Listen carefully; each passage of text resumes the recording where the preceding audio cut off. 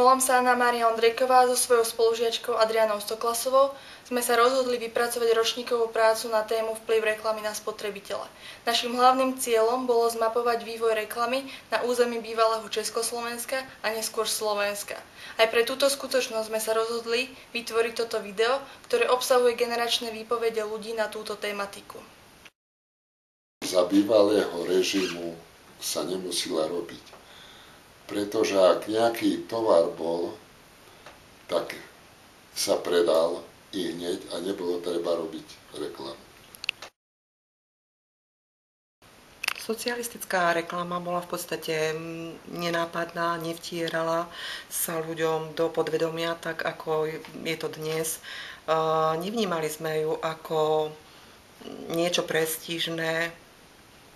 Skôr mala upútať ľudí na miesto, kde sa daný výrobok vyrába, na fabriku, závod, pokiaľ išlo o nejakú službu, tak miesto, kde sa takáto služba vykonáva.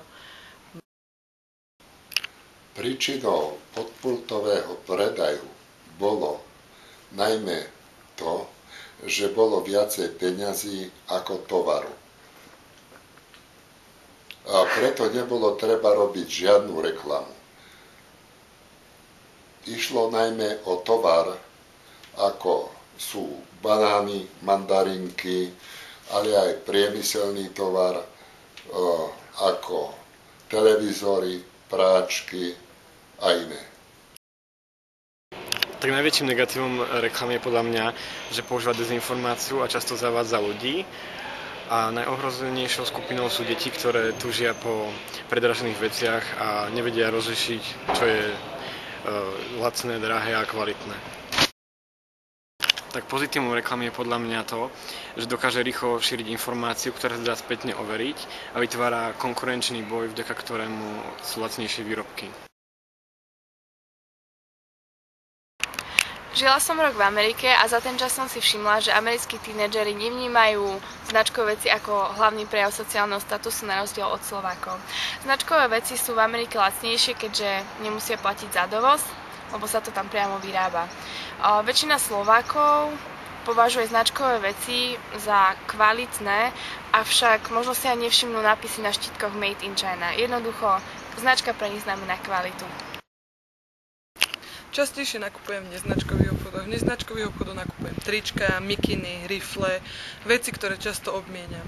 V značkových obchodoch nakupujem bundy, kabelky, topánky, veci, ktoré vynosím na viac sezón a teda môžem do nich viacej investovať. Avšak pri kúpe týchto vecí tiež nejdem do nejakých horibilných súm, mám svoj strop. Tak mám skúsenosti s nákupom cez internet. Je to lacnejšie v podstate a dokážem si zohnať lepšie modely, alebo je tam lepší výber modelov, tak preto uprednostňujem nákup cez internet, napríklad tenisky Nike, ktoré by som nezohnal ani v Európe, si kúpim cez internet za 70 €. Tak pretože tu majú malé obraty a nemôžu dať nižšie ceny, pretože by im to nevydalo, tak v porovnaní s inými krajinami im sa môže tá cena zdať úplne normálna, pretože oni zarábajú oveľa viac ako my tu na Slovensku.